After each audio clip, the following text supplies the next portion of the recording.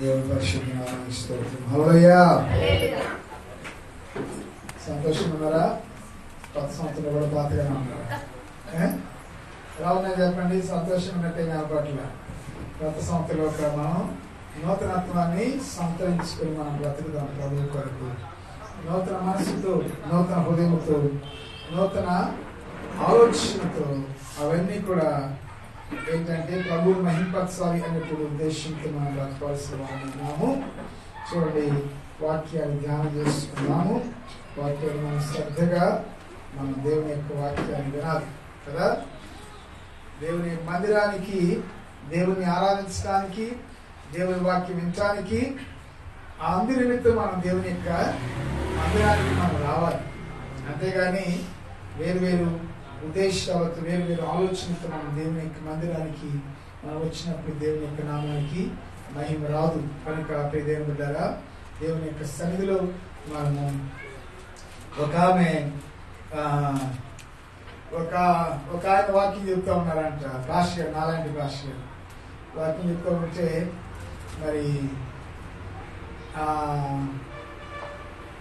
వాక్యం నచ్చుకో ఏమైంది, నల్లగా మధ్యలో ఒకళ్ళు వెళ్ళిపోతున్నారంట. ఒకళ్ళు వెళ్ళిపోతా ఉంటే సరైన భాష గారు వాక్యం ఏమి ఆపకుండా ఎందుకు మధ్యలో ఆపటము, వాక్యం చెబుతామని చెప్తానే ఉన్నాడంట. చివరికి ఎవరు మిగిలేదు? ఒక ముసలాం మిగిలిందంట. ముసలాం మిగిలింది. సరే ముసలాం మిగిలింది కదా అని ఆయన వాక్యం ఏమి ఆయన తగ్గకుండా వాక్యం చెప్తానే ఉన్నాడంట. చెప్తా ఉంటే అంత ప్రార్థన అంతా అయిపోయిన తర్వాత అమ్మ అందరూ వెళ్ళిపోయారు కదమ్మా, నువ్వు ఒక్కదాని ఏంటమ్మా అంటే, అయ్యగారు మీరు నుంచి వాక్యం చెప్పే చాప నాది, మీరు తప్పకుండా ఆ చాప తీసుకెళ్దామని ఉందని చెప్పిందంట. మనము అందుకని కాదు కానీ దేవుని యొక్క వాక్యము కొరకు రావాలి, దేవుని ఆరాధించాలనే ఉద్దేశంతో మనము దేవుని మందిరానికి వచ్చినప్పుడు నీ మనస్సును బట్టి దేవుడు దీవిస్తాడు. వాక్యాన్ని చదువుకున్నాం. ఫిలిప్పీ పత్రిక 4వ అధ్యాయము 3వ వచనము మనం చదువుకున్నాము. అవును చదవండి ఎవరన్నా. అవును నిజమైన సహకారి ఆ స్త్రీలు క్లెమెంతుతోను నా ఇతర సహకారులతోను స్వార్థ పనులు నాతో కూడా ప్రయాసపడిన వారు గనుక వారికి సహాయము చేయమని వేడుకొనుచున్నాను. ఆ సహకారుల పేర్లు జీవగ్రంథమందు రాయబడి ఉన్నది. ఈ 3వ వచనంలో మీరు గమనించినట్లయితే జాగ్రత్తగా ఆ సహకారి అనేటువంటి మాట, క్లెమెంతుని గురించి నిజమైన సహకారి అనేటువంటి మాట ఉంది. సహకారులు అనేటువంటి రెండవసారి. మూడవదిగా చివరిలో కూడా ఆ సహకారులు అంటే ఎన్నిసార్లు రాయబడి చెప్పండి. సహకారులు అనేటువంటి మాట ఈ యొక్క వచనంలో, ఒక్క వచనంలోనే 3 సార్లు దేవుడు, పరిశుద్ధాత్మ దేవుడు రాశాడు కదా. పౌలు ఎవరి గురించి మాట్లాడుతున్నాడు? పౌలు పరిచయంలో తనకు సహకరించిన వారి గురించి మాట్లాడుతున్నాడు. అదేవిధంగా ఇక్కడ వాస్తవంగా 2 స్త్రీల గురించి రాశాడు. యువోదియా, సుంటికేసు అనేటువంటి వారి గురించి రాశారు.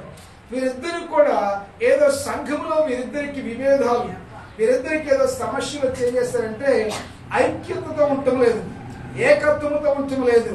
వీరి సమస్యలను ఇతరుల మీద రుద్దుతూ ఏం చేస్తున్నారంటే ఆ సంఘములో అనైక్యతను, సంఘములో చీలికలను తీసుకొస్తున్నటువంటి వారికి పౌలు రాస్తూ మనము సంఘములో ఎలా ఉండాలి అనేటువంటి విషయాన్ని గురించి వారికి తెలియచేయడానికి ఈ లేఖనాన్ని పౌలు రాస్తాడు. ప్రియదేవులారా, మరి ఈ పత్రిక చాలా విలువైనటువంటి పత్రిక. ఈ పత్రిక క్రీస్తులో విశ్వాసికి ఉన్నటువంటి ఆనందము అనే దాని గురించి రాస్తాడు. వాస్తవంగా ఎందుకు రాస్తాడు ఈ పత్రిక రాయడానికి గల కారణం ఏంటంటే, పౌలు చెరసాలలో ఉన్నప్పుడు ఈ యొక్క ఫిలిప్పీ సంఘము వారు ఏం చేస్తారంటే పౌలుకి కానుకలు తీసుకుని వెళ్ళారు. పౌలు యొక్క అవసరతను తీర్చారు.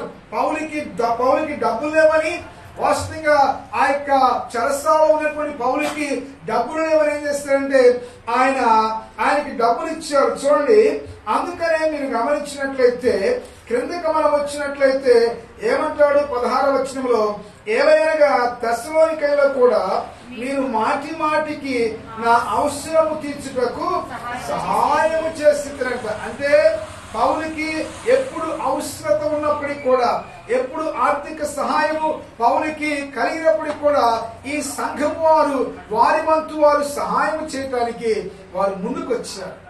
చూడండి, ఆర్థిక విషయాల్లో వారు సహకరించారు పౌలుకి.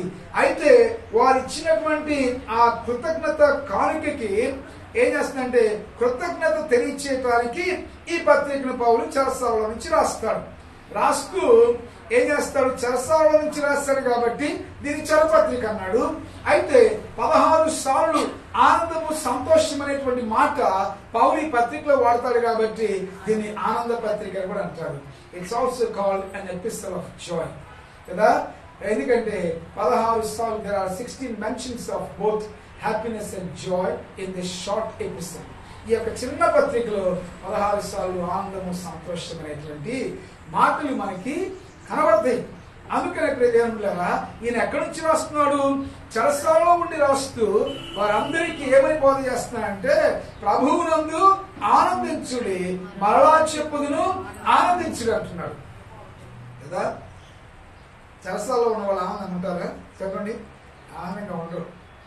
దేవుని కుటుంబానికి దూరంగా ఉంటారు, తర్వాత స్వేచ్ఛకి దూరంగా ఉంటారు, అన్నిటికీ దూరంగా బందీలుగా ఉంటారు. వాళ్ళకి స్వాతంత్రం ఉండదు, స్వేచ్ఛ ఉండదు. ఆ యొక్క జైలు ఏం చెప్తే చేయాలి. కానీ పౌలు చూడండి, పౌలు అర్థం ఏంటంటే దేవుడు ఇచ్చేటువంటి ఆనందం అనేది, క్షమాపణ ద్వారా ఒక విశ్వాసికి దేవుడు ఇచ్చేటువంటి ఆనందాన్ని, దేవుడు ఇచ్చేటువంటి సంతోషాన్ని ఏ పరిస్థితి కూడా బంధించలేదు అనేటువంటి విషయాన్ని తెలియచేయడానికి పౌలు ఈ పత్రిక రాస్తారు. కొన్నిసార్లు మన ఆనందాన్ని పరిస్థితులు బంధిస్తూ ఉంటాయి కదా, మన సంతోషాన్ని పరిస్థితులు బంధిస్తాయి. పిల్లలకి మీరు వాళ్ళు అడిగింది ఇవ్వలేదనుకోండి, ఏంటి వాళ్ళకి సంతోషం ఉండదు. కానీ నువ్వు ఎక్కడున్నా కానీ పాప క్షమాపణ ద్వారా యేసయ్య మనకి ఇచ్చినటువంటి ఆనందం అనేది బంధించబడి ఉండకూడదు. నువ్వు చెరసాలలో ఉన్నా సంతోషంగా ఉండాలి, రైట్? నీకు పరిస్థితులు అనుకూలంగా ఉన్నా కానీ నువ్వు సంతోషంగా ఉండాలి అనేటువంటి ఉద్దేశాన్ని తెలియచేయడానికి పౌలు ఈ పత్రికను రాస్తున్నాడు. మీరు అనొచ్చు, పాష గారు ఇది ఎలా సాధ్యమండి అని మీరు అనొచ్చు. పౌలు సాధ్యం చేసి చూపించారు. మనకి అసాధ్యంగా కనపడవచ్చు, కష్టంగా కనపడవచ్చు, అవును కదా. జేబులో డబ్బులు లేకపోతే సంతోషంగా ఉంటాం మనం చెప్పండి? లేకపోతే తినడానికి సరైన ఆహారం లేకపోతే మనం సంతోషంగా ఉంటాము, జాబ్ లేకపోతే సంతోషంగా ఉంటాము, మనం అనుకున్న సమయంలో మనం ఆశించి దొరకకపోతే మనం సంతోషంగా ఉంటామా? ఉండలేము.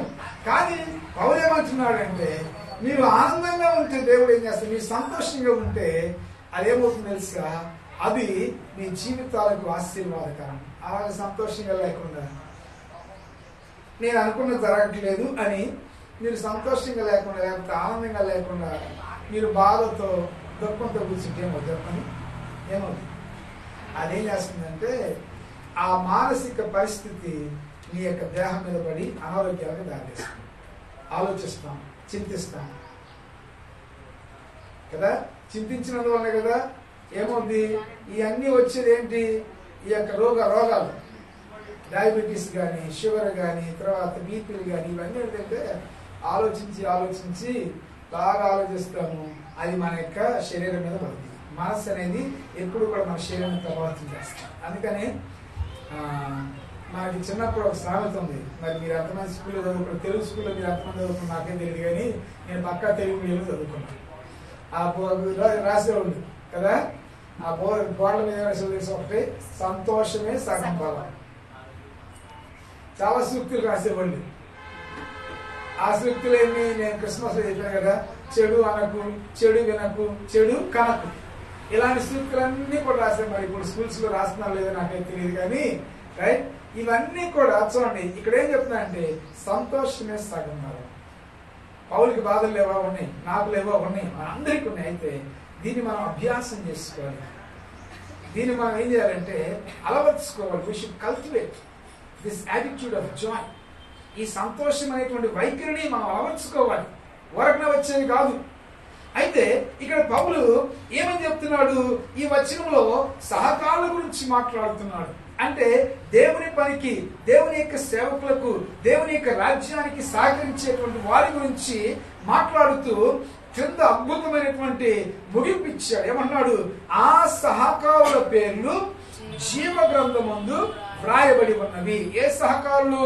పౌలుకి ఎవరైతే పరిచయంలో సహకరించారో, పౌలుతో విభేదించకుండా, రైట్, పౌలు యొక్క పరిచయను ఎదురాడకుండా పౌలుతో సహకరించినటువంటి వారి పేర్లంట జీవ గ్రంథంలో రాయబడ్డది. ప్రియదేవులారా, జాగ్రత్తగా గమనించండి. ఈ క్రొత్త సంవత్సరంలో మన యొక్క తీర్మానం ఏమై ఉండాలంటే, దేవా నీ పనికి నేను సహకారిగా ఉంటాను, రైట్, నీ సత్యములకు నేను సహకారిగా ఉంటాను, నీ యొక్క సేవకునికి నేను సహకారిగా ఉంటాను, నీ పనికి నేను సహకారిగా ఉంటాను ప్రభా అని మనం ఒక తీర్మానం చేసుకోవాలి. తీర్మానం చేసుకుని మనం ముందుకు వెళ్ళినప్పుడు ఏమవుతుంది తెలుసా? దేవుడు నిన్ను బట్టి సంతోషిస్తాడు, నీ పేరు జీవ గ్రంథంలో ఆయన లిఖిస్తాడు. అలా కాకుండా లేదు నా ఇష్టం ప్రకారం నేను చూస్తాను అనుకుంటే నిన్ను బట్టి దేవుడు సంతోషించాడు. చూడండి, బైబిల్లో కొందరికి సహకరించాడు. వారిని మీకు ఇప్పుడు కొన్ని ఈరోజు ఒకళ్ళిద్దరి గురించి మీకు చెప్పాలని ఇష్టపడుతున్నారు. రండి నిర్గమకాండానికి రండి. నిర్గమకాండము 17వ అధ్యాయం 10వ వచనం. నిర్గమకాండము 17వ అధ్యాయము 10వ వచనం. యెహోషువ మోషే తనతో చెప్పినట్లు చేసి అమాలేకీయులతో యుద్ధమాడెను. మోషే అహరోను హూరు అనువారు. చూడండి, ఇక్కడ ముగ్గురు కనపడుతున్నారు. నిర్గమకాండం అంటే, నిర్గమము అంటే అర్థం ఏంటంటే వారు ఐగుప్తు నుండి బయటికి వచ్చినటువంటిది. నిర్గమం అంటే విడుదల, ఎగ్జిట్, వారికి కలిగినటువంటి విడుదల గురించి రాస్తున్నాడు. ఈ నిర్గమకాండంలో వారు ఐగుప్తు నుండి బయటికి వచ్చి ఎక్కడికి, ఎటు వాగ్దాన దేశం వైపు ప్రయాణం చేస్తున్నారు. ప్రయాణం చేస్తున్నప్పుడు మొట్టమొదటిగా వీరికి ఆ యొక్క ఏం చేస్తారంటే ఎర్ర సముద్రం దాటారు. ఎర్ర సముద్రం దాటిన తర్వాత చిన్న చిన్న ఇబ్బందులు వచ్చినాయి, రైట్, నీళ్ళు కొంచెం చేదేవి, అవన్నీ అయిపోయిన తర్వాత ఇప్పుడు ఏమైందంటే ఫస్ట్ శత్రువు వచ్చాడు. యుద్ధం అమాలేకీయులు వచ్చి వీరితో యుద్ధం చేస్తున్నారు. యుద్ధం చేస్తున్నప్పుడు ఏం చేయాలి? వీరు ముందుకు వెళ్ళాలంటే మరి వీరిని గెలవాలి, వీరిని జయించాలి. కాబట్టి ఏం చేస్తారంటే వాళ్ళు యుద్ధం చేస్తానికి సిద్ధమయ్యాడు. అప్పుడు వీరి నాయకుడైనటువంటి మోషే ఏం చేస్తారంటే, అయ్యా నేను వెళ్ళి కొండపైకి వెళ్ళి ప్రార్థన చేస్తాను, యెహోషువను పిలిచాడు. యెహోషువ ఎవరు? యెహోషువ వాక్యం ఏమని సెలవిస్తుందంటే మోషే యొక్క పరిచారకుడు, అంటే మోషేకు సహకారి, మోషేకు సహాయం చేసేటువంటి వాడు. మోషేని పిలిచి అన్నాడు, నేను కొండపైకి వెళతాను, నువ్వేం చేయాలి తెలుసా? కొండ క్రింద నువ్వేం చేయాలి? యుద్ధం చేయాలి అన్నప్పుడు యెహోషువ అనొచ్చు కదా, యెహోషువ ఇదేంటయ్యా, నేను చక్కగా సౌఖ్యకరమైన స్థలంలో ఉన్న కొండపై నువ్వు ప్రార్థన చేస్తాను అంటున్నావు, శత్రువేమి నీ యుద్ధకు రాడు, నేనేమో కొండ మీద దిగువని యుద్ధం చేయాలి, ఒకవేళ ఏదన్నా కానీ యుద్ధ విషయంలో సరిగ్గా చేయకపోతే నా ప్రాణాలకే ముప్పు కదా, ఇదేంటి ఇలా అంటామని యెహోషువ మోషేతో విభేదించాడా లేకపోతే మోషేతో ఏకీభవించాడా? మోషే మాటకు లోబడ్డాడు. సహకారి అనేవాడు ఏం చేయాలంటే, సహకారిగా ఉండవలసిన వ్యక్తి ఏం చేయాలి? అక్కడ నాయకుడు ఎవరంటే మోషే. నాయకునితో ఏకీభవించాలి, నాయకునితో సమ్మతించాలి. ఆ మాట ఇప్పుడు చూడండి, పైన ప్రార్థన చేయటము ఆయనకి సులభం. ప్రార్థన చేయటం పైన సులభమా, కింద యుద్ధం చేయటం సులభమా? ప్రార్థన చేయటమే సులభం. మరి యెహోషువకేమో కష్టతరమైన పని చెప్తున్నాడు. కానీ యెహోషువ ఇదిగో మోషే నా నాయకుడు, మోషే మాట దేవుని మాట, కాబట్టి నేను మోషే మాటకు లోబడతానని చెప్పి ఏం చేస్తే క్రిందకు వెళ్ళి ఆయన యుద్ధము చేసినట్లు దేవుని యొక్క వాక్యంలో మనం గమనించగలము. అదే కాదు, వాక్యంలో మీరు గమనించినట్లయితే ప్రియదేవులారా, ఇతని గూర్చినటువంటి పరిచయం ఎలా ఉంది తెలుసా? యెహోషువను గూర్చిన పరిచయం ఎలా ఉంది? యెహోషువ ఎవరంటే చెప్పండి, ఎవరు? మోషే పరిచారకుడు. నూను కుమారుడు అంటే వాళ్ళ నాన్న పేరు చెప్పారు కదా. మనందరికీ మన నాన్న పేర్లు అవసరమని అనుకోండి, అవంతా ఖచ్చితంగా అవసరం. కానీ దానికన్నా ముఖ్యంగా ఆ యెహోషువకి ఇచ్చినటువంటి ఒక బిరుదు ఏంటి తెలుసా? ఎవరి పరిచారకుడంట? మోషే పరిచారకుడు. మీరు పరిచారకుడని పిలిపించుకోవాలనుకుంటారా, నాయకుడని పిలిపించుకోవాలనుకుంటారా? చెప్పండి, నిజంగా చెప్పండి. సుధీర్ అదార్థం కదా ఉంటది పరిచయం. అయితే ఇక్కడ నేను చెప్పాలనుకున్నది ఏంటంటే, అందరికీ, నాకు కూడా అంతే, పరిచారకుడని పిలిపించుకోవడం నాకు ఇష్టం ఉండదు, కానీ యేసే పిలిపించుకున్నాడు. అయితే ఇక్కడ నేను చెప్పాలనుకున్నది ఏం తెలుసా? నీవు నాయకుడు కావాలంటే పరిచారం చేయాలి, ముందు పరిచారకుడు కావాలి. రైట్? మెట్టు ఏంటంటే, ఇక్కడ మెట్లు ఉంటాయి కదా, అంచులంచులుగా దేవుడు నియమిస్తాడు, మెట్ల ప్రకారం నియమిస్తాడు. ఏంటంటే నీవు నాయకుడు కావాలంటే ముందు పరిచారం నేర్చుకోవాలి. ఇక్కడ ఆయన మాట విని మోషేతో సహకరించి మొట్టమొదటి ఏం చేస్తున్నాడంటే యుద్ధం చేస్తున్నాడు. కష్టమైనటువంటి పని విషయంలో కూడా మనము ఇది అక్కడ ఆయన మోషేకి సహకరించాడు. కష్టతరమైన పని చెప్పినప్పుడు కూడా మనం ఏం చేయాలంటే సేవకులకు, నాయకులకు మన సహకారం అందించాలి. కష్టం అండి, నేను చేయలేనండి. కొంతమంది ఏం చేస్తారంటే తప్పుకుంటారు, తప్పించుకుంటారు. అలా కాదు ప్రియదేవులారా, నీవు పరిచారకుడిగా ఉన్నప్పుడు మాత్రమే మరి చూడండి. ఎందుకంటే నువ్వు పరిచారకుడు ఉండి నీ పరిచయం నువ్వు నమ్మకంగా అనుకోండి, దేవుడు హెచ్చించేటువంటి సమయం వచ్చింది. వచ్చిందా చెప్పండి, వచ్చిందా లేదా? యెహోషువ జీవితంలో వచ్చింది కదా. యెహోషువ గ్రంథము మొదటి అధ్యాయం, యెహోషువ పుస్తకం మొదటి అధ్యాయము మొదటి వచ్చింది కదా కొత్తగా. యెహోషువ పుస్తకం మొదటి అధ్యాయం మొదటి వచ్చిన యెహోవా సేవకుడైన మోషే మృతి చెందిన తర్వాత యెహోవా నూను కుమారుడును నూను కుమారుడు సరిపోయింది అక్కడ. అలాగే చెప్పండి. ఆ ఇంట్రడక్షన్ లో ఉపోద్ఘాతం, నాకు ఉపోద్ఘాతంలో చాలా పెద్ద పేర్లు పెట్టారు కదా. అప్పుడప్పుడు నన్ను పరిచయం చేసేటప్పుడు ఈయనది, ఆయనది, ఈయనది అని చెప్తూ ఉంటారు కదా. మనకి ఫుల్ దీర్ఘ పరిచయాలు. ఇక్కడ ఒకటేమో ఏం చెప్తున్నానంటే, ఈయన ఎవరంటే ఫలాని వ్యక్తి యొక్క కుమారుడు చెప్తున్నాడు. దానికన్నా అతి ప్రాముఖ్యమైన తెలుసా, ఈయన పరిచారకుడు. ఎవరి పరిచారకుడు? ఎంతకాలం పరిచారకుడు ఉన్నాడు చెప్పండి? ఎంతకాలం? ఒక రోజు, 2 రోజుల? 40 రోజులు, 40 సంవత్సరాలు పరిచారకుడు ఉన్నాడు. ఉంటారా మీరు? చెప్పండి, ఉంటారా? నేను చెప్పాను కదా, ఇప్పుడు నేను 23 సంవత్సరాల నుంచి ఇక్కడ సేవ చేస్తున్నాను.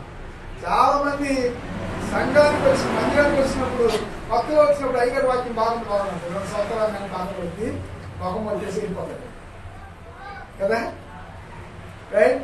మరి యెహోషువ అలా అనుకుంటే, మోషేను చూచి నాకు ముఖం వచ్చేసింది. రైట్? మోషేకు పరిచారం చేసి చేసి నాకు ఏమైపోయింది, ఇదైపోయింది నేను అని యెహోషువ మధ్యలో వదిలి వెళ్ళిపోయినట్లయితే ఆయన నాయకుడు అయ్యేవాడు కాదు.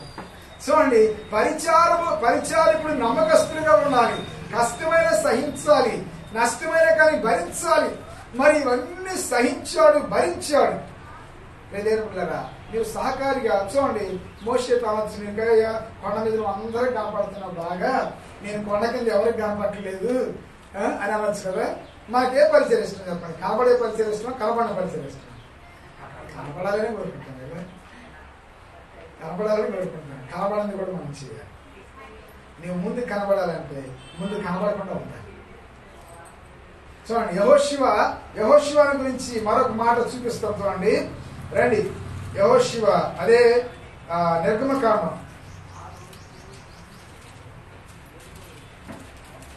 నిర్గమకాండం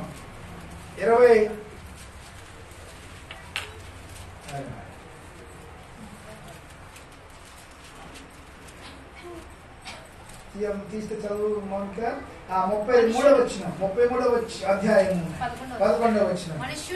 మనుష్యుడు తన స్నేహితునితో మాట్లాడినట్లు యెహోవా మోషేతో ముఖాముఖిగా మాట్లాడుచుండెను. తరువాత అతడు పాలెంలోనికి తిరిగి వచ్చుచుండెను. ఇక్కడ కూడా ఆయన పేరేముందంట, అతని పరిచారకుడును యెహోషువ అని యవనస్తుడు గుడారంలో నుండి వెలుపలికి రాలేదు. ఇక్కడ చూడండి, ఇక్కడ కూడా ఏం చేస్తాడు, మోషే వెళ్తే ఒక్కడే వెళ్ళా, నేను నాతో పాటు ప్రార్థన కండి ఎంతమంది వస్తారు, కొంతమంది వస్తారులే. శుక్రవారం ప్రార్థనకి ఎంతమంది వస్తున్నారు, 10 మంది కన్నా ఎక్కువ రాదు కదా. ఇక్కడ చూడండి, మరి దేవుని యొక్క వాక్యంలో ఈయన అక్కడ యుద్ధం చేయటంలో సహకారిగా ఉన్నాడు. యుద్ధం చేయటం అంటే అర్థం ఏం తెలుసా, ప్రాణాలకి తెగించి పోరాటం. యుద్ధంలోకి వెళ్ళిన తర్వాత మరి తన ప్రాణం ఉంటుందో లేదో తనకే గ్యారెంటీ ఉండదు. చూడండి, సహకారిగా ఏ విషయంలో, ప్రాణత్యాగము చేసే విషయంలో కూడా సహకారిగా ఉన్నాడు. తర్వాత ఇక్కడ గుడారానికి వెళ్ళాడు. గుడారంలో అంటే అందరూ కనపడదు, ఇదే రహస్యమైనటువంటి పరిచర్య. మనం బహిరంగంగా బాహాటంగా అందరికి కనపడేటువంటి పరిచయం చేయడానికి మనం ఇష్టపడతాం కాదు. నీవు చూడండి, వాక్యము చెప్పేవారు కానీ, పాటలు పాడేవారు కానీ, వాయిద్యాలు వాయించేవారు కానీ, దేవుని యొక్క మందిరంలో పరిచయం చేసేవారు రహస్యంలో ప్రార్థన చేయాలి. ఆ ప్రార్థనను అలవర్చుకోవాలి. ఏది నాకు బైబిల్ అంతా తెలుసు కదా అని నేను వచ్చి మీకు బోధించినందువల్ల దానివల్ల ప్రయోజనం ఉండదు. నేను సిద్ధపడాలి, నేను మోకాళ్ళ మీద ప్రార్థన చేయాలి. నేను అడిగా, ప్రభువా మరి కొత్త సంవత్సరంలో ఏం చెప్పాలి ప్రభువా అని అడిగినప్పుడు ఫిలిప్పీ పత్రికల మీదకి దేవుడు నన్ను తీసుకువెళ్ళాడు. తీసుకువెళ్ళి ఇదిగో ఈ లేఖనాలు చూపించాడు. మోషే ఏం చేశాడు, మోషే ప్రార్థన చేస్తున్నాడు, కంపందాన్ని తీసుకుని వెళ్ళిపోయాడు కదా. ఈయనకి చాలా పనులు ఉంటాయి కదా, నాయకుడు కాబట్టి చాలా పనులు ఉంటాయి. మరి యెహోషువ ఏం చేశాడు, గుడారంలోనే నిలిచినాడు, ప్రార్థనలోనే అలా నిలిచినాడు. నీవు యుద్ధంలో నువ్వు సహకారిగా ఉండాలి. అంటే చూడండి, కష్టతరమైన వాటిలో కూడా నీ సేవకునికి, దేవుని యొక్క పనికి నువ్వు సహకారిగా ఉండాలి. రహస్యమైన వాటిలో, కనబడిన వాటిలో కూడా నువ్వు సహాయం చేస్తే దేవుడు నిన్ను కనపడే విధంగా చేస్తాడు. ఎప్పుడు కనపడాలని కోరుకున్నాం అనుకోండి, కొన్నిసార్లు అలా కనపడమని చేయొచ్చు. మనం కనబడని గుడారంలోకి వెళ్ళి మోషే బయటికి వచ్చినప్పటికీ కూడా ఈయన ఏం చేస్తాడు తెలుసా, ఇంకా ప్రార్థన చేస్తాడు. అందుకని మనందరం వ్యక్తిగత ప్రార్థనలు కూడా చేసుకోవాలి. ఇక్కడికి వచ్చి ప్రార్థన చేయడం మంచిదే. కొంతమంది దేవుని యొక్క మందిరంలోకి వచ్చి ప్రార్థన చేయమంటే ఎక్కడ ఎక్కువసేపు చేస్తారు. ఎందుకు, నేను ఎంత ప్రార్థన పడను కావచ్చుకోవడానికి. అది కాదు, అది అవసరమే. అంటే ఇక్కడ సమయానుకూలంగా చేయాలి, ఏ అంశం ఇస్తే ఆ అంశం చేయాలి. కానీ దానికన్నా ముఖ్యంగా ఏంటి తెలుసా, నీవు నీ ఇంట్లో ఉన్నప్పుడు ఎక్కువగా ప్రార్థించాలి. అది దేవుడు చూస్తాడు కదా. ఇది కాదు దేవుడు చూసేది. అంతకుముందు నేను ఉదాహరణ చెప్పాను కదా, ఏదన్నా కానీ దేవుడికి వినబడాలంటే మన హృదయపూర్వకంగా చేయాలి, మన యథార్థంగా చేయాలి.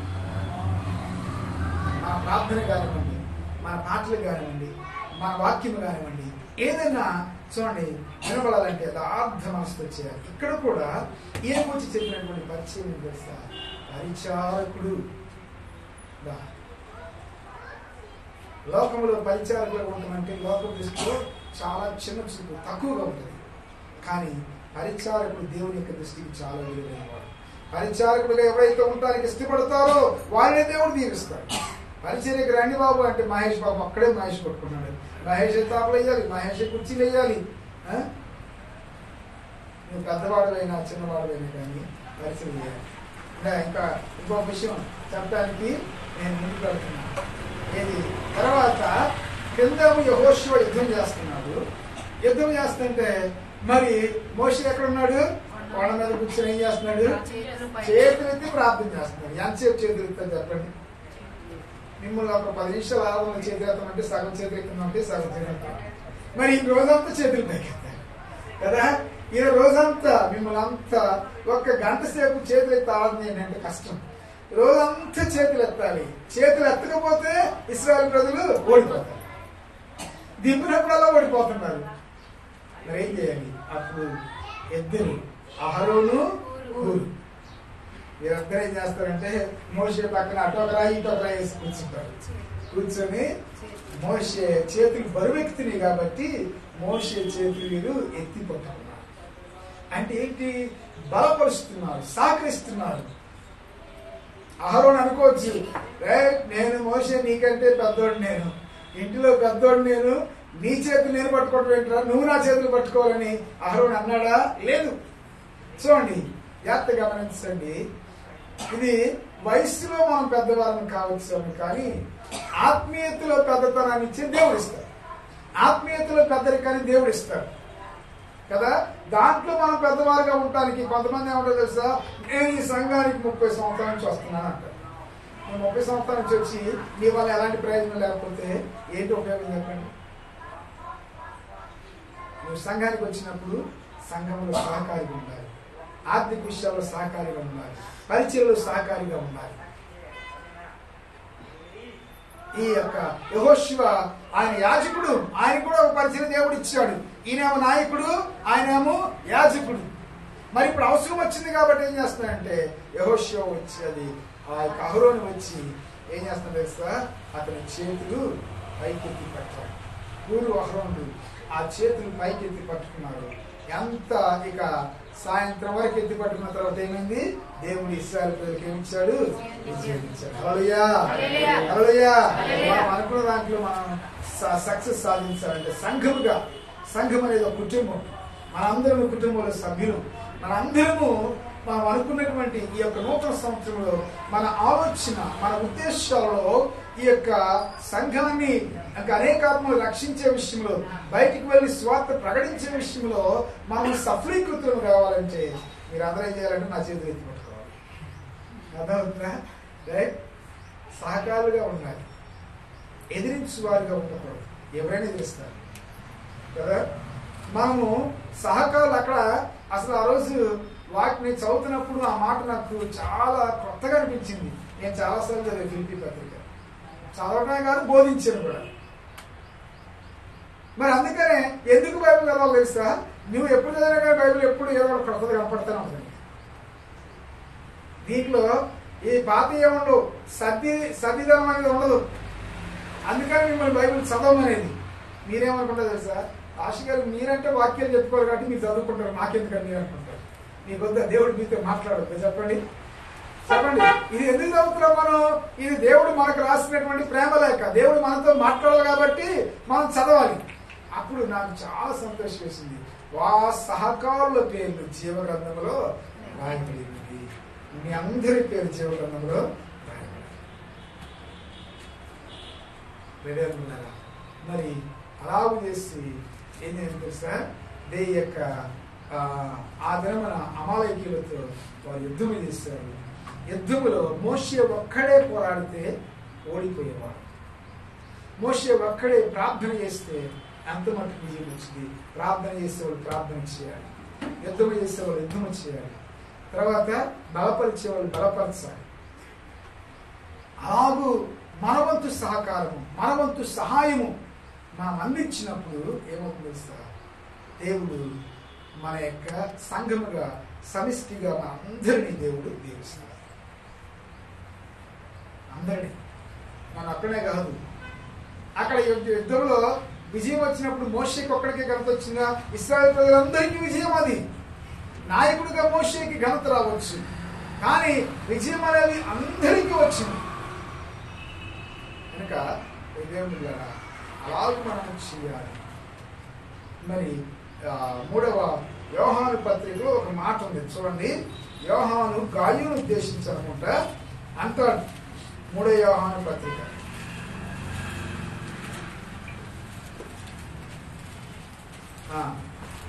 8వ వచనం, అంటే ఒక అధ్యాయం ఉంది, అందుకే 8వ వచనం చెప్పాను.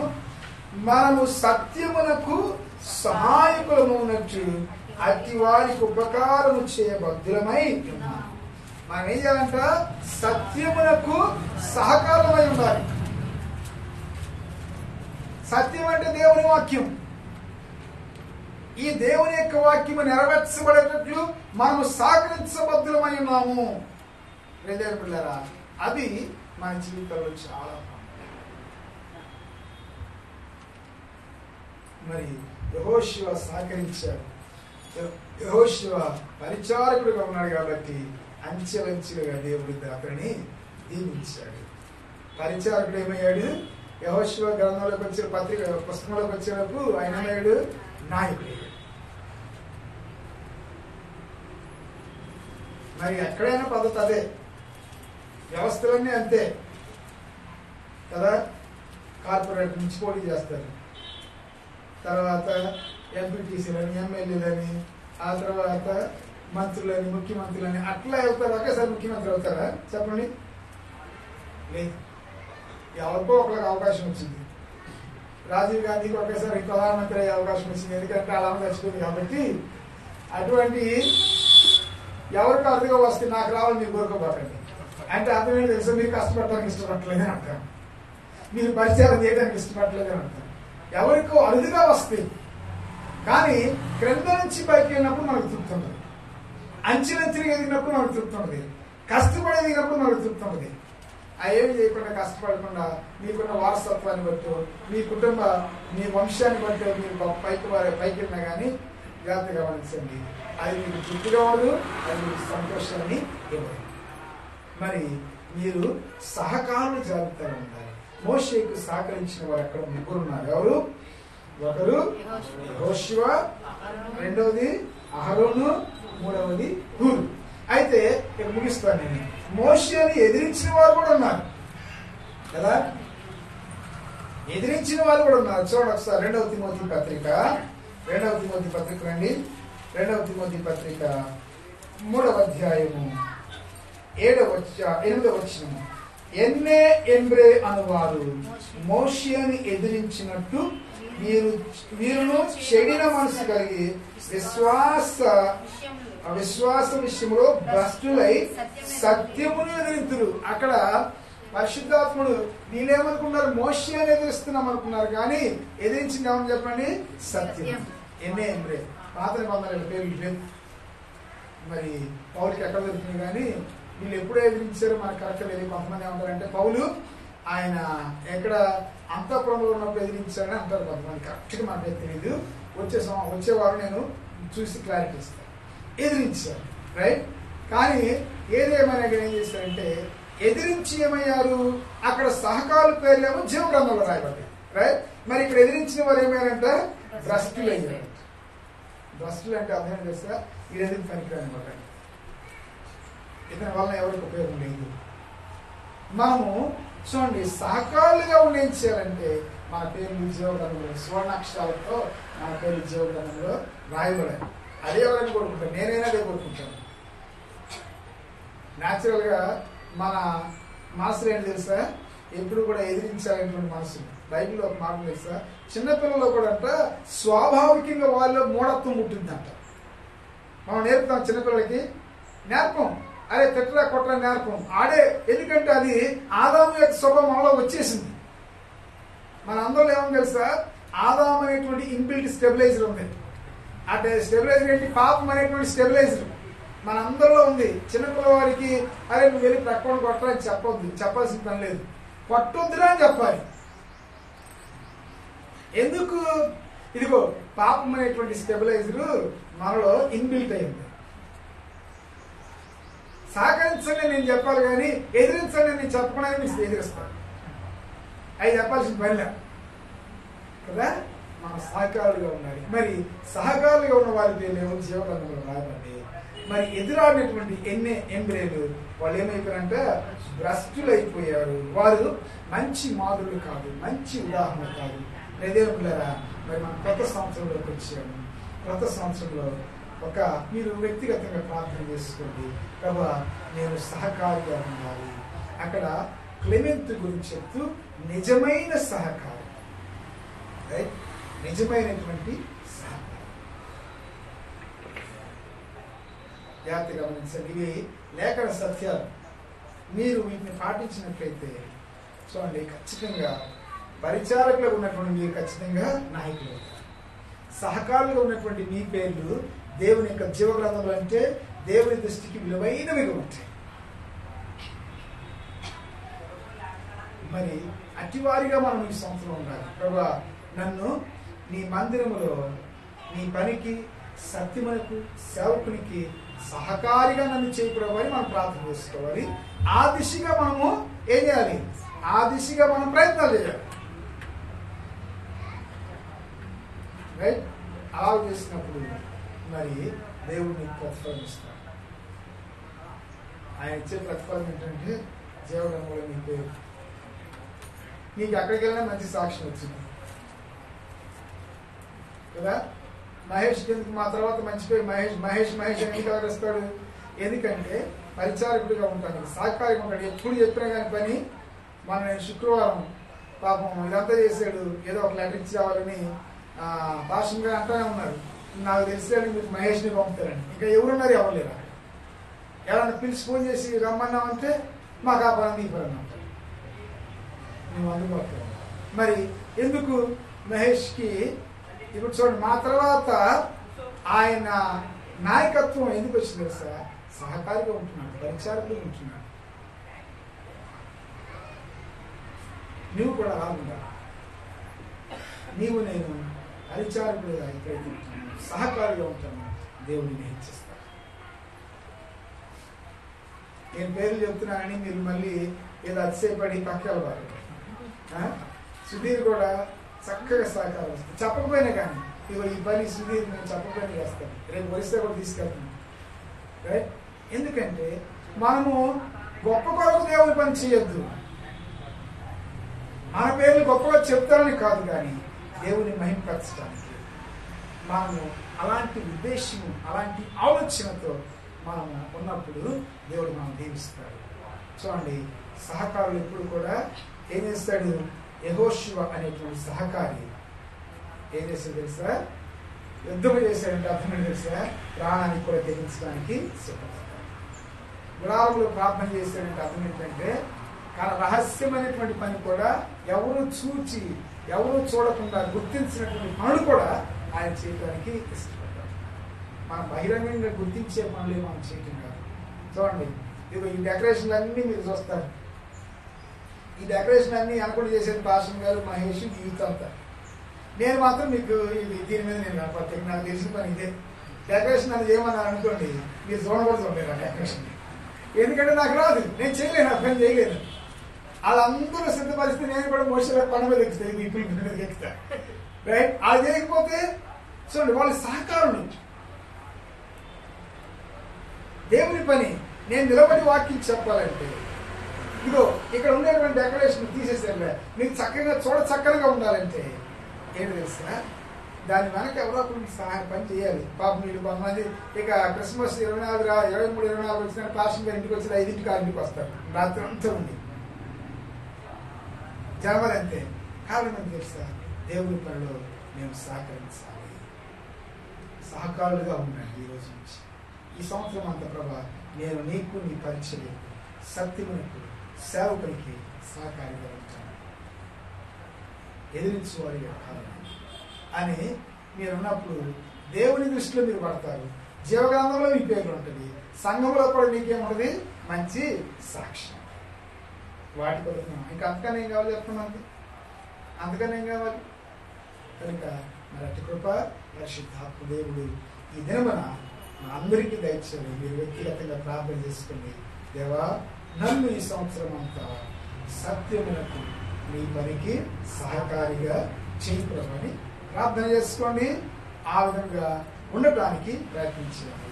మరి అట్టి గొప్ప పరిశుద్ధాత్మ దేవుడు దేవుడే కాల్సిన అందరికీ దయచేయండి. ఆమేన్.